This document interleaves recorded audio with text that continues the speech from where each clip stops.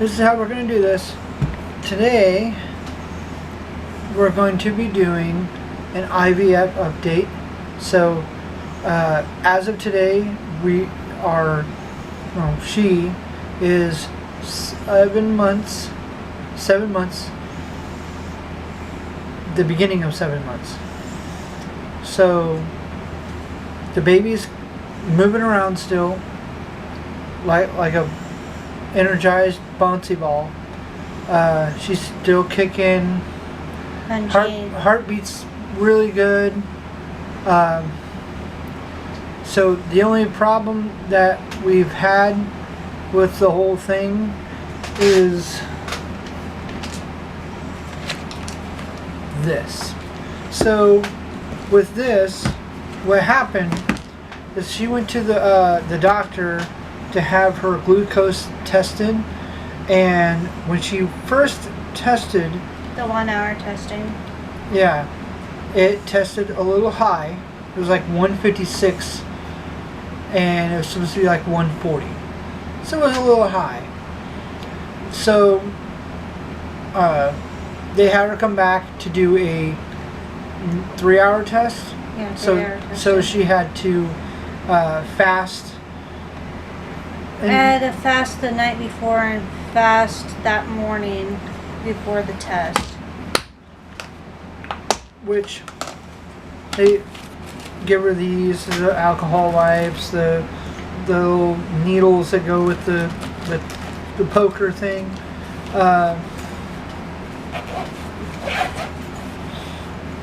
The glucose measure thing.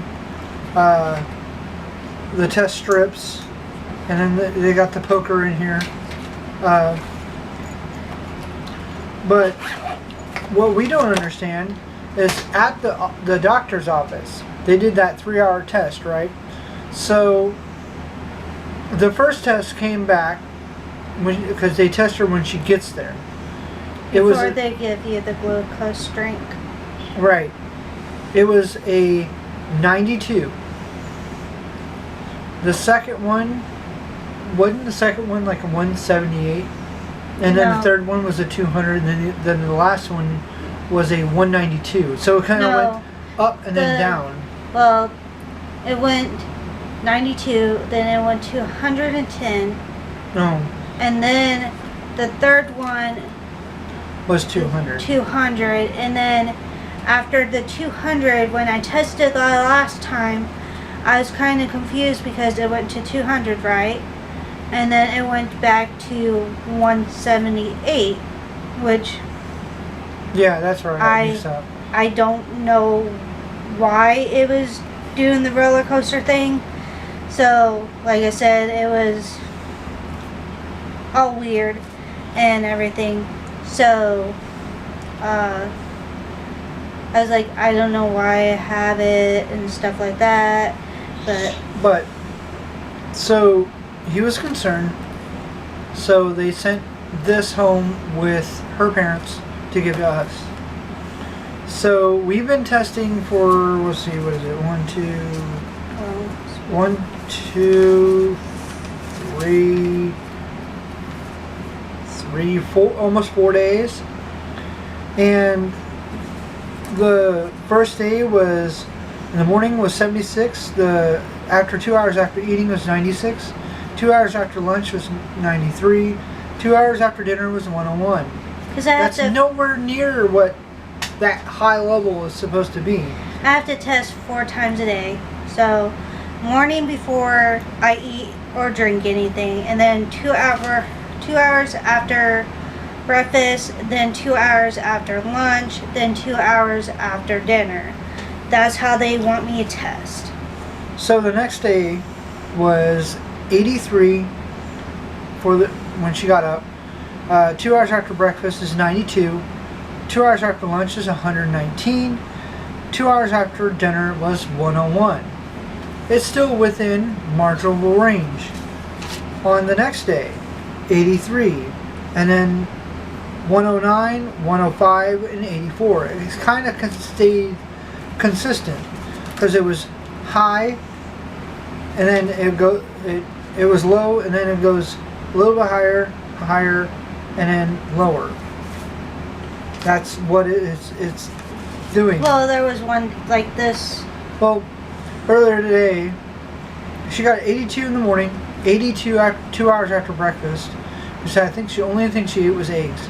Yeah. 2 hours after lunch, she had a 121, which is normal. Because what you're supposed to have is like 120 to 140 Yeah, but range. I did have a really low count one day, and It was the first day. She went to test. First day It was a 76. 76 in the morning, which So anything lower than 72 is dangerous. yeah. So yeah, I've been trying to keep her blood sugar away from that low end, riding it about 90 to 100 ish. So hopefully we only have 2 months. At least it's not 9 months to go. So let's see. So the events that are coming up are the baby shower this weekend, and we'll throw a video up for that. In September, there's another baby shower for her mom, which she won't be doing a video for that because of, issues with her mom. But we will do a video of all the stuff that we get from that baby shower. We'll call it a baby shower haul. So we'll do that. We'll do a 8-month update, and then getting closer to like the end of September update, which would be probably the last update before She's delivery. born. Because within that time frame of the end of September to the end of October, she can be born at any time during that time. And with the gestational diabetes, because I go in August, mid-August, for a follow-up appointment and everything, if he doesn't think I have it, then he'll make other arrangements and stuff like that. But if he does think I have it and everything, he has already told me he won't do a C-section because unless she's too big, unless she's measuring too big. But that's if he thinks I have other complications too. So he said if he needs to induce me, it'll be anywhere from 37 and what? So 37 and a half? 37 and a half weeks. 37 and a half weeks to 38 weeks. It just depends on that too. So if he has to induce me, then it'll be way before she's born. To be honest, I would rather have her induced than be surprised upon, oh, here it is, let's go do this now, because then it's kind of planned, where you don't have to worry about, any other problems, getting there on time or anything like that. If you guys don't know, we live an hour away from Where we're going to be having the baby at. where we're having the baby at. And it's all highway. Yeah, it's all highway. A lot of people are like, why can't you have her in town? Asking us all those questions of, why can't you have her here? Okay, my pregnancy is a high-risk pregnancy. And we don't trust Litchfield. And we don't trust Litchfield, which, if you guys didn't know, we live in Litchfield, Illinois, if you guys didn't know that. But Litchfield Hospital, I'll say, is a Band-Aid shop. And also why they don't want us having her here is they're not specialized in the NICU. They don't have a NICU unit here, so if something does end up happening, they would have to transfer her there anyways. With gestational diabetes, there is chances of her developing issues after birth. She could have breathing issues. She could have jaundice. I was only 5 pounds and 21 inches long, so I was a preemie. He was only, what, 7 pounds? Yeah, it was around 7 pounds. Around 7 pounds and 21 inches long. So, with us being smaller babies, we don't want to take the chance, and also due to the fact I have been high risk ever since I conceived her. I don't know if you guys have been following our journey or anything, but you want to tell them how many embryos they implanted this time and went from there. So, this time they had 5 embryos that were really good out of the I think it was 21. There was 21. 21, okay, 22. we had when we went, but and we by had the time 21. that she went to go get it inserted, there was 5 really good ones. So what they decided to do, since she had 2 miscarriages before, due to one was a miscarriage, and the other one was a chemical pregnancy. So they decided to put in 2 at the same time. One was a really good one, and the other one was like second best. So they decided to go all out and just put the 2 in. So we, up till now. Well, what happened at 8 weeks? Yeah, what happened at 8 weeks? She was going to the bathroom and. Well, I was sleeping. Well, I was having no symptoms of anything except morning sickness. I mean, I guess that was one of the symptoms I had during that stage of pregnancy. But at 8 weeks pregnant, I didn't know nothing. I didn't know any better, and I didn't know it was happening. I woke up, and she woke up, went to go to the bathroom, and didn't realize that she had like a handful of blood in her in my underwear. So like she was freaking out, thinking that she miscarried again. And we went to the hospital to find out what's going on. She was panicking. I was freaking out because I didn't know what the heck was going on. So we went up there, checked it out, and it turned out to be the inside of her cervix wall had a small tear in it. So from being the surgical tool being in there so many times, because they had to check it, and she had that DNC done, so that could have had part of it too. And also we found out that we lost the twin that day too. So right, but all that was something that happened. So everything was fine after that, and she's been growing non-stop now. She's already above average what she should be for her gestational age. You want to explain that? Ever since we've known since 20 weeks. Yeah, ever since she started growing, she's been growing a little ahead of what normal is. So like at 20 weeks right now she's supposed to be like 1.5 pounds. When she was measured, she was measuring at about 2.3 pounds. So she's measuring like way ahead of everybody else. And whenever we So- found out at the 20-week scan, the anatomy scan, she was at the 67th percentile for her growth.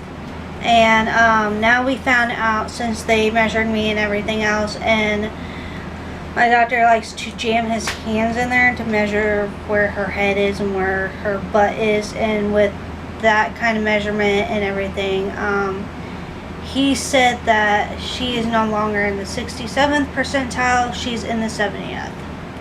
So she is growing at a rapid pace, which we are not for sure if that means she's on the chunkier side or if that means that she is growing in length. All they know is that she is measuring farther along than I'm supposed to be. So she physically could be born early and not have no complications. But that just depends on her process, because I mean, half the time, ever since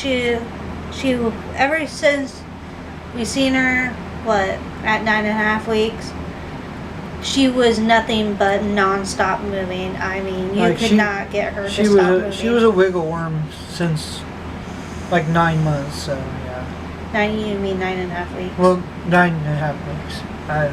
Weeks. You keep saying 9 months. 9 weeks.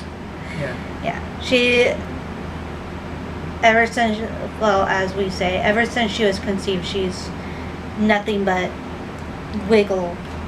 She's a fighter, so. She definitely is.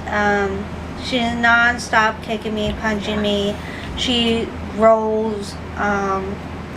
You can definitely, I can definitely tell that she's there. I mean, he has felt it. We have heard it. Every time that the doctor has tried to hear her heartbeat, she is one of those babies that will kick you. Or you can hear her moving, because she is constantly moving and she doesn't like to, I guess, be bothered. But she is always constantly, she never stops moving. There's times that I have been kicked, and then I have to go use the restroom. She's always up in my ribs. Also, every time they find her, she's head down. She's been head down, since 20 weeks. Yeah. So unless she's getting an ultrasound done, unless I'm getting an ultrasound done or they're measuring her, then she moves out of position and doesn't want to be bothered. And usually half the time when they do try to get her to move, she turns her back away towards them. So Right. she doesn't want to be messed with. So, Update on her nursery. on the nursery, As you've seen in our last video, we were in her nursery explaining things. If you guys didn't watch that video, go check the one before this one. So for her nursery, we ran into an issue with the roof, and we come to find out because they had to take it apart to see what was going on, because it was leaking Every time it rained. every time it rained. So when they took it apart, they found out that when they built that add-on to that room, it wasn't connected on both sides at the top. All they did was put shingles over top the gap. So now they have to tear the shingles off and replace and put a gap stop between the two to keep that from leaking through there. They will be connecting it from the top, and Yeah. they are going to be connecting it through the inside of her room, And also what they're considering is they might have to replace the boards or... Yeah, because on the inside of the board where it was leaking already, there is already moisture built up from where it was leaking on the inside of the room, going down because the roof is slanted in that room. So whenever it was leaking, it was going down the roof, so the ceiling. So yeah, they're gonna have to replace all that. We already got all the bedding and everything.